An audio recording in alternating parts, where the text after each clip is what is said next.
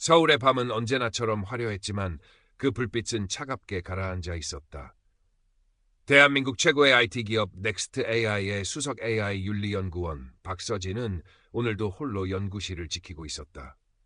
그녀의 책상 위 희미한 스탠드 불빛 아래 놓인 작은 유리 공예품만이 유일하게 따스한 빛을 머금고 반짝였다. 몇 해 전 먼저 세상을 떠난 여동생의 마지막 선물이었다. 서진은 텅 빈 모니터 화면에서 눈을 들어 그것을 물끄러미 바라보았다. 성공 가도를 질주하는 커리어, 업계의 주목을 받는 성과. 하지만 그 이면에는 부모님과 동생을 연이어 잃은 깊은 상실감과 누구에게도 말하지 못한 공허함이 자리하고 있었다.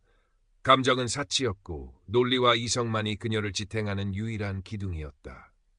일주일 뒤 넥스트 AI의 야심작인 차세대 감성인식 AI 소울링크의 공식 발표 및 윤리 가이드라인 프레젠테이션이 예정되어 있었다. 프로젝트의 핵심 개발자이자 윤리검토 책임자인 서진에게는 그 무엇보다 중요한 순간이었다. 밤낮 없는 연구와 회의, 극심한 스트레스와 수면 부족이 그녀를 짓눌렀다. 소울링크의 혁신적인 기술 뒤에 숨겨진 어쩌면 판도라의 상자가 될지도 모를 윤리적 딜레마를 그녀는 본능적으로 감지하고 있었다. 하지만 애써 외면했다. 지금은 성공만을 생각해야 할 때였다. 서진아, 정말 괜찮은 거야? 안색이 너무 안 좋아. 유일하게 마음을 터놓는 동료 연구원 김민준의 걱정 어린 목소리에도 서진은 희미하게 웃으며 고개를 끄덕일 뿐이었다. 괜찮지 않았다. 하지만 괜찮아야만 했다. 퇴근 후 텅 빈 오피스텔로 돌아와 홀로 와인을 마시는 밤이 계속되었다. 잔을 채우는 붉은 액체만큼이나 짙은 외로움이 그녀를 잠식했다. 발표 당일 아침 쏟아지는 비와 함께 불안감이 엄습했다. 극도의 긴장감 속에서 직접 운전대를 잡은 서진은 올림픽대로를 달렸다. 빗줄기는 점점 거세졌고 와이퍼는 쉴 새 없이 유리를 닦아냈지만 시야는 흐릿했다. 그때 반대편 차선에서 미끄러지며 중앙선을 넘어오는 대형 트럭의 불빛이 시야를 가득 메웠다. 찰나의 순간 서진의 머릿속에는 수많은 기억이 파노라마처럼 스쳐 지나갔다. 부모님의 따뜻한 미소, 여동생과 함께 뛰놀던 어린 시절의 햇살, 그리고 굉음과 함께 모든 것이 암전되었다. 얼마나 시간이 흘렀을까? 귓가를 때리는 다급한 목소리들, 코를 찌르는 소독약 냄새, 서울대학교 병원 응급실이었다. 하지만 이상하게도 고통은 느껴지지 않았다. 오히려 몸이 깃털처럼 가벼워지는 것을 느꼈다. 서서히 눈을 뜨자 믿을 수 없는 광경이 펼쳐졌다. 피투성이가 된 자신의 몸이 수술대 위에 누워 있었고 의료진들이 필사적으로 심폐소생술을 하고 있었다. 그리고 그 모습을 마치 유체 이탈이라도 한 듯 서진 자신이 내려다보고 있었다. 기묘한 평온함과 함께 모든 것이 비현실적으로 느껴졌다. 그때 짙은 어둠 저편에서 따뜻하고 부드러운 빗줄기가 새어나왔다. 홀린 듯 빛을 향해 다가가자 먼저 세상을 떠난 여동생의 환영이 나타났다. 언제나처럼 해맑은 미소를 띤 여동생은 서진을 향해 손을 내밀며 속삭였다. 언니, 여긴 너무 따뜻하고 평화로워. 이제 모든 걸 내려놓고 나랑 같이 있자. 서진은 순간 강렬한 유혹을 느꼈다. 모든 고통과 책임감, 지독한 외로움을 끝낼 수만 있다면. 하지만 바로 그 순간 여동생의 모습 뒤편에서 더 밝고 장엄한 빛과 함께 형언할 수 없는 존재가 나타났다. 그 존재는 여동생의 말을 가로막듯 단호하면서도 한없이 부드러운 목소리로 서진에게 말했다. 목소리라기보다는 영혼을 울리는 파동에 가까웠다. 아닙니다. 당신은 돌아가야 합니다. 당신이 세상에 남겨두고 온 매듭, 아직 풀어야 할 매듭이 있습니다. 그 메시지와 함께 거대한 힘이 서진의 영혼을 격렬하게 끌어당겼다. 마치 블랙홀에 빨려 들어가듯 자신의 육체를 향해 무섭게 돌진했다. 극심한 고통과 함께 돌아왔어요. 맥박 돌아옵니다라는 의료진의 환호성이 희미하게 들려왔다. 그리고 다시 눈을 떴을 때 서진은 병실의 하얀 천장을 힘겹게 응시하고 있었다. 기적적인 생還. 하지만 서진에게 현실은 이전과 완전히 다른 의미로 다가왔다. 임사체험의 강렬한 기억, 여동생의 애틋한 유혹, 그리고 알 수 없는 존재가 남긴 풀어야 할 매듭이라는 수수께끼 같은 메시지. 모든 것이 그녀의 이성과 논리를 송두리째 흔들어 놓았다. 꿈이었을까? 아니면 극도의 스트레스가 만들어낸 환각이었을까? 부정하려 할수록 경험은 더욱 생생하게 떠올랐고 그녀를 깊은 혼란 속으로 밀어넣었다. 퇴원 후 익숙했던 일상은 낯설기만 했다. 세상의 색깔은 이전보다 훨씬 선명하게 느껴졌지만 동시에 모든 것이 부유하는 듯한 비현실감에 휩싸였다. 가장 큰 변화는 신체적인 것이었다. 과거 스트레스 해소의 유일한 창구였던 와인을 한 모금도 넘기지 못하게 된 것이다.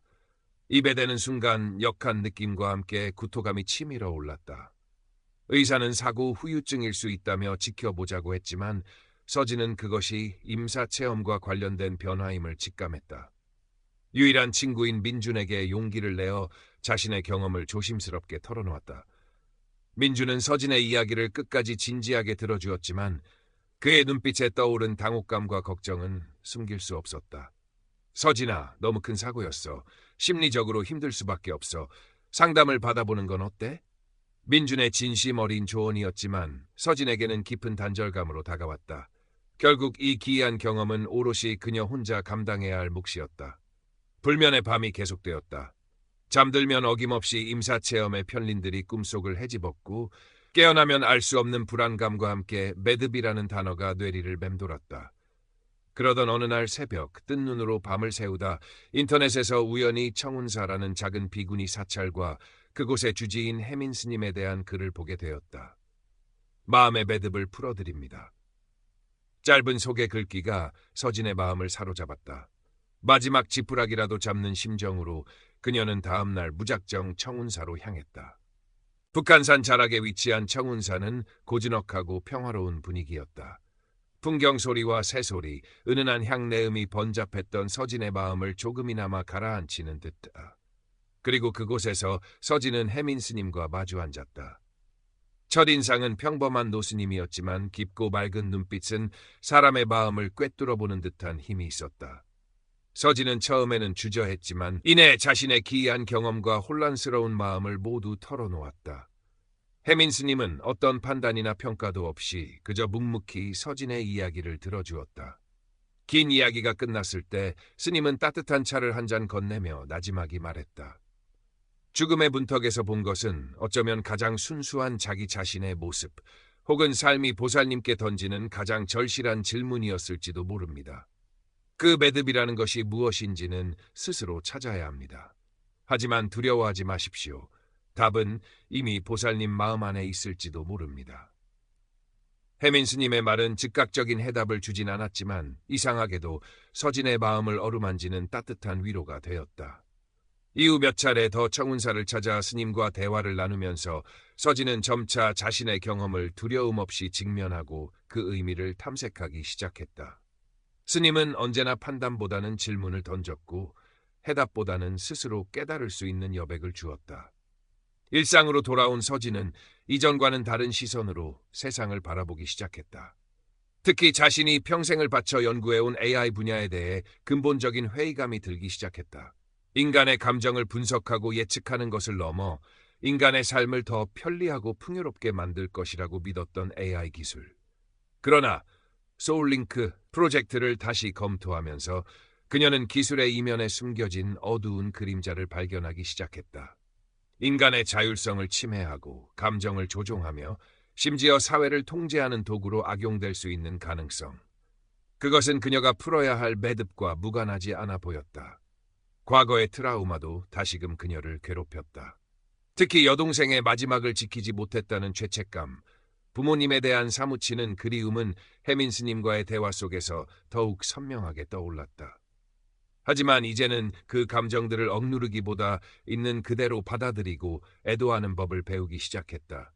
그것은 고통스러운 과정이었지만 동시에 꽁꽁 얼어붙었던 그녀의 마음에 작은 균열을 내고 따뜻한 온기를 불어넣는 치유의 시작이기도 했다.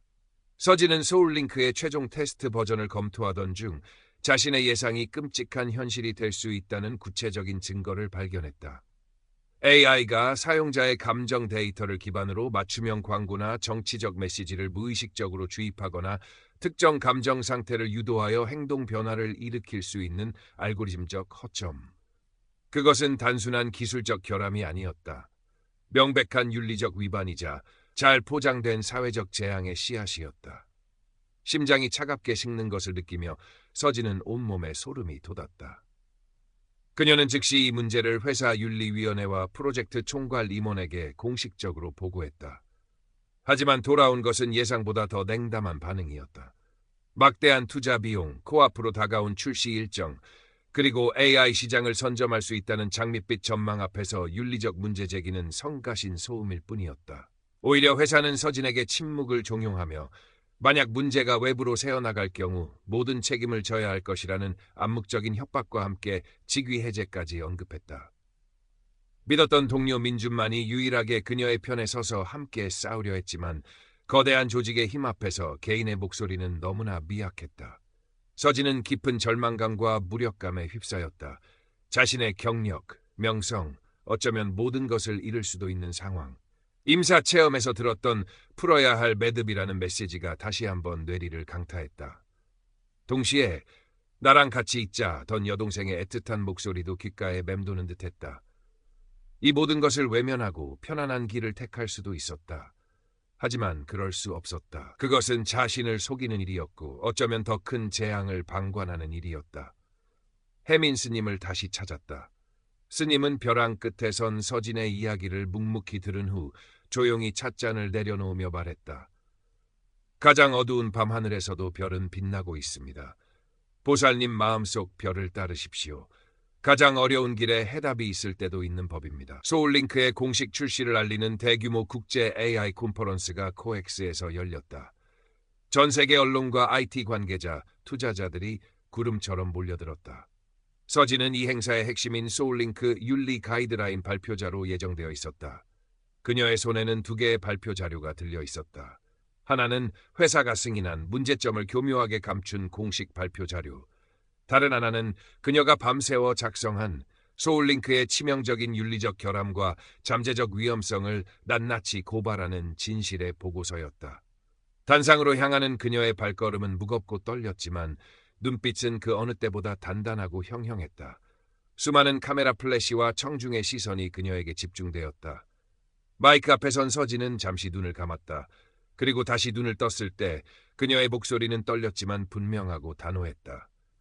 오늘 저는 소울링크의 빛나는 미래 대신 우리가 직면해야 할 어두운 진실에 대해 말씀드리고자 합니다.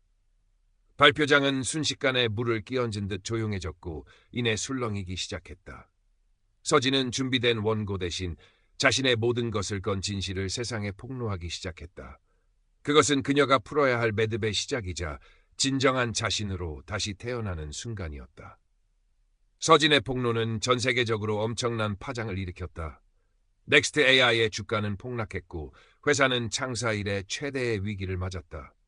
소울링크 프로젝트는 전면 재검토에 들어갔고 AI 윤리에 대한 사회적 논쟁은 걷잡을 수 없이 확산되었다.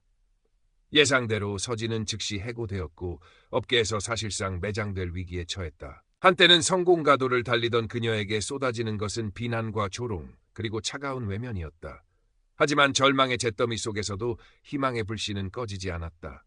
많은 시민단체와 일부 양심적인 학자, 기술자들이 그녀의 용기 있는 행동에 지지를 보냈다. 특히 민주는 변함없이 그녀의 곁을 지키며 든든한 버팀목이 되어 주었다. 서진은 혼자가 아니었다. 몇 년의 시간이 흘렀다. 서진은 민준을 비롯한 뜻을 같이 하는 동료들과 함께 독립적인 비영리 연구기관 AI 윤리 시민연대를 설립했다. 작은 사무실에서 시작했지만 그들의 열정과 진정성은 점차 사회의 인정을 받기 시작했다. AI 기술의 올바른 발전 방향을 제시하고 기술 발전 과정에서 소외되거나 피해를 보는 사회적 약자를 보호하기 위한 정책 연구, 교육, 그리고 입법 활동에 헌신했다. 그녀의 목소리는 더 이상 개인의 외침이 아니었고 AI 시대의 윤리적 기준을 정립하는 데 중요한 등불이 되었다. 과거의 깊은 트라우마는 이제 희미한 흔적으로만 남았다. 서진은 더 이상 감정을 억누르지 않았고 타인의 아픔에 공감하며 진정으로 소통하는 법을 배웠다. 해민 스님과는 꾸준히 교류하며 영적인 성장을 이어갔고 청운사의 고즈넉한 풍경 속에서 마음의 평화를 얻곤 했다. 여동생이 남긴 작은 유리 공예품은 이제 슬픔이 아닌 사랑과 감사의 상징으로 그녀의 책상 위에서 여전히 따뜻한 빛을 발하고 있었다. 어느 가을날 오후 서진은 한 작은 대학의 강당에 서 있었다. AI 시대, 인간의 길을 묻다라는 주제로 젊은 학생들 앞에서 강연을 하고 있었다. 그녀의 얼굴에는 과거의 냉철함과 긴장감 대신 따뜻하고 지혜로운 미소가 가득했다. 목소리는 차분했지만 그 안에 담긴 열정과 진심은 청중의 마음을 움직였다. 강연을 마치고 창밖을 바라보는 그녀의 눈에는 아름답게 물든 석양빛과 함께 다가올 미래에 대한 조용한 희망이 어리고 있었다. 그녀가 풀어야 했던 매듭은 어쩌면 영원히 끝나지 않을지도 몰랐다. 하지만 이제 그녀는 알고 있었다. 그 매듭을 풀어가는 과정 자체가 바로 삶이라는 것을. 그리고 그 길 위에서 그녀는 더 이상 혼자가 아니라는 것을.